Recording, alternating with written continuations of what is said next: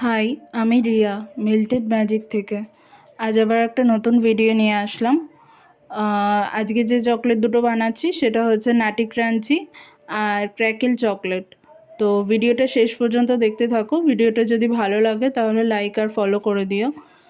আর এরকম ধরনের সুন্দর সুন্দর কাস্টমাইজ চকলেট যদি তোমরা নিতে চাও তাহলে আমার পেজে যে হোয়াটসঅ্যাপ নাম্বার আছে ওখানে ডিএম করতে পারো।